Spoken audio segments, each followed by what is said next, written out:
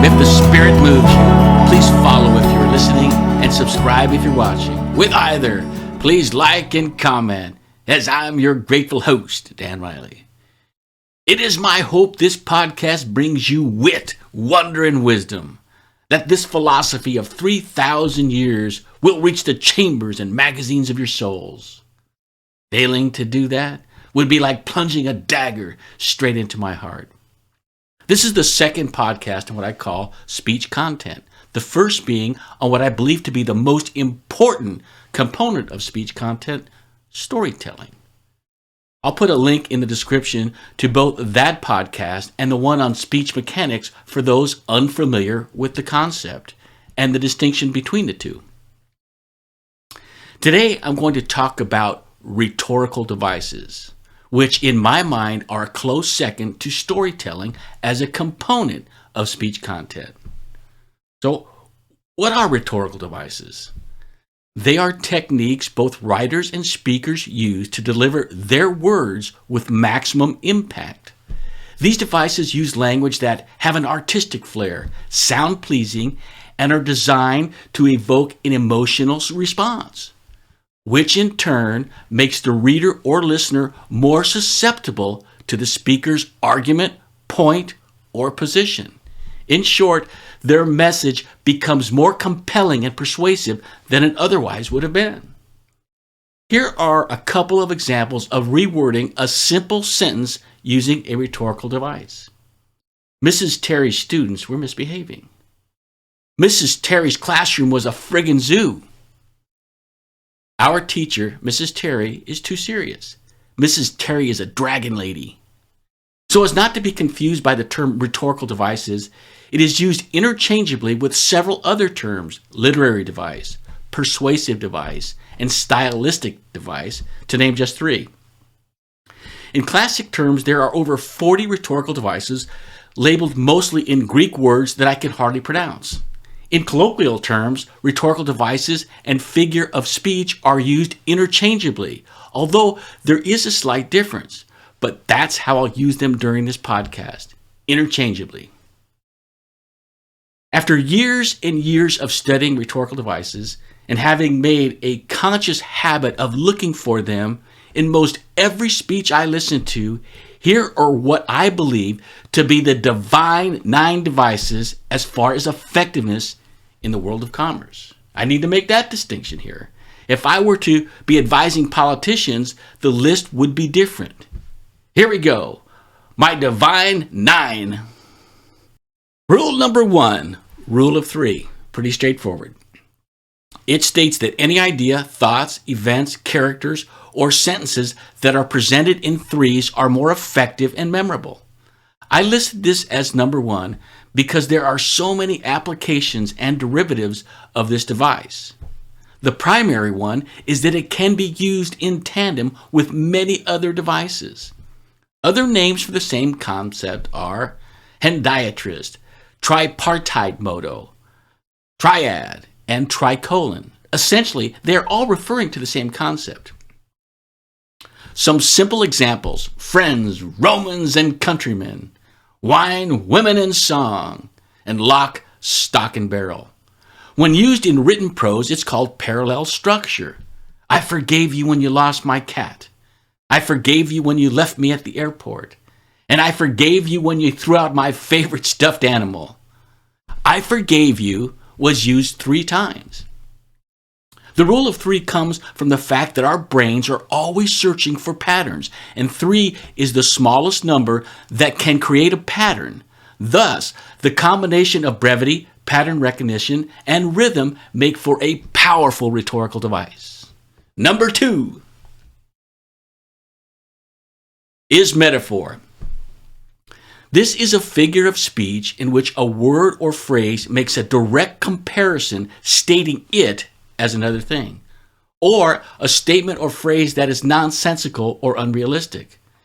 This is a common device among speakers, novelists, poets, and songwriters, and in my opinion, is the principal reason why, by comparison, academic and business speak are so often considered boring and sterile. They tend to lack metaphors. Juliet is the sun. Advertising is the rattling of a stick inside a swill bucket. My brother's a piglet. How about these lines from famous speeches? To ride out the storm of war, America has tossed its cap over the wall of space, and the wolves are at the door. Of course, these phrases or sentences are not literally true, but they create vivid images in the listener's mind. And by activating the imagination, a speaker can stimulate the emotions of the listeners. Number 3, alliteration. This is the repetition 2 or more times of the same consonant or sound of words used closely together. The most famous would be, let's see if I can do this, Peter Piper picked a peck of pickled peppers. And another popular one is Rudolph the Red-Nosed Reindeer. Here is a line from Lincoln, in whose symbolic shadow we stand today, signed the Emancipation Proclamation. In poetry, the ship sailed and sank like the Titanic. Love's labor's lost. He was 4 times a father, this fighter prince. In song, they paved paradise and put up a parking lot. Whisper words of wisdom, let it be. Helplessly hoping her harlequin hovers nearby.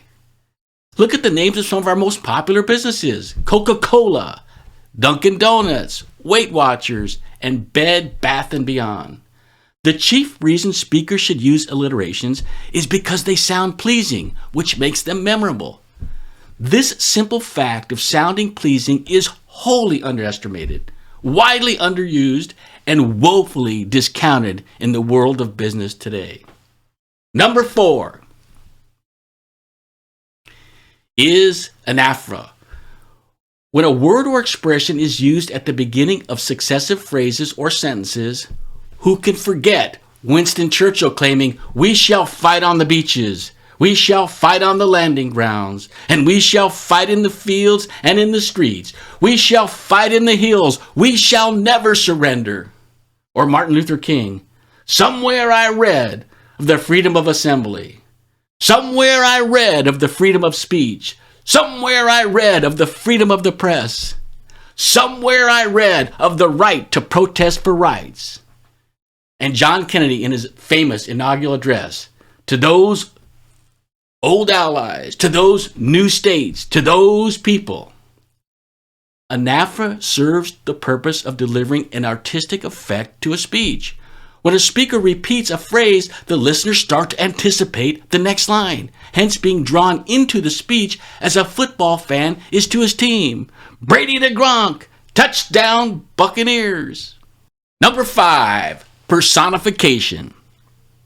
When an inanimate object or concepts are represented with human qualities and characteristics. The wind howled in the night. Nature never wears a mean appearance. Speak to the hand that wrote all, said the sun. The wind leapt through the ocean window and scattered across the tile floor.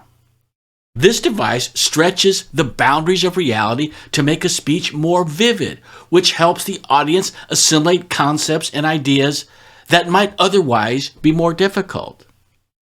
And number 6, analogy. This is like metaphor and similes in that it makes a comparison. It describes one thing in the terms of another thing. In the movie Hearts in Atlantis, Anthony Hopkins' character claimed fighting for peace is like fornicating for chastity. Author E.B. White uses this memorable example of an analogy. Explaining a joke is like dissecting a frog. You understand it better, but the frog dies in the process. Life is like a box of chocolates. You never know what you're going to get. The purpose of analogy is to explain or clarify something unfamiliar or difficult to understand with an idea or object that is more clearly understood. Or, in some cases, it's used to demonstrate the absurdity of a statement, as did Hopkins' character in Hearts in Atlantis. Number 7, litotes. This device is a figure of speech that utilizes negative wordings or terms to express a positive assertion or statement. Some simple examples: you're not wrong. Your effort has not gone unnoticed. I can't disagree with your logic. Disney movies routinely use this device. This is no ordinary lamp. Sometimes the right path is not the easiest one. He's no Prince Charming.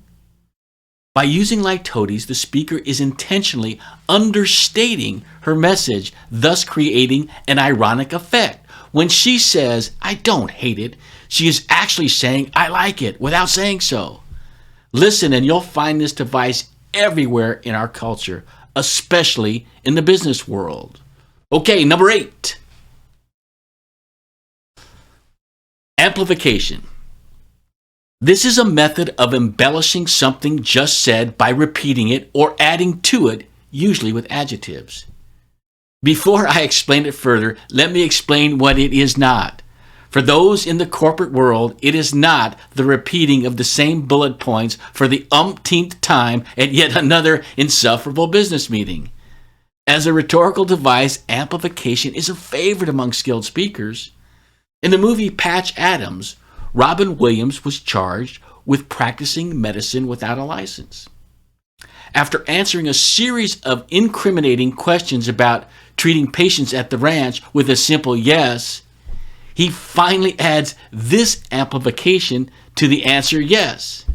And yes, the patients were doctors. Jim Rohn says every home over $500,000 has a library in it. You need to read books, books, books. MLK, America has given us a bad check, a check which has come back marked insufficient funds. Number 9, my last one, antithesis. This device, a speaker pairs exact opposite or contrasting ideas by utilizing the parallel structure. Here are some simple examples in everyday life. Go big or go home. No pain, no gain. No guts, no glory. Here are lines from 3 famous speeches using antithesis. The world will little note nor long remember what we say here, but it can never forget what they did here. Some men see things as they are and say why. I dream of things that never were and say why not. This is one small step for man, one giant leap for mankind. Not only does this device have a pleasing sound, it enables a speaker to highlight the stark differences between opposing ideas. By placing them side to side, he augments and amplifies the point he is making. There you have it, my Divine 9. Free of charge, I've linked this presentation in the description below. By employing the use of these literary devices, a speaker or presenter can move beyond the listener's staid dimension of intellect and move into the rarefied stratosphere of emotions. And that's where the gold is. As with storytelling, the use of rhetorical devices can transform the mundane, humdrum, and monotonous speaker into a wizard, a virtuoso, a spellbinder. This podcast is loaded with rhetorical devices, some enumerated, many not.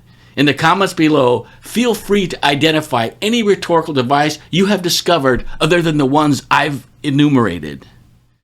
And for my part, that's all there is. Please follow if you are listening and subscribe if you are watching. With either, please like or comment. This is Dan Riley taking you on an Odyssey into Oratory.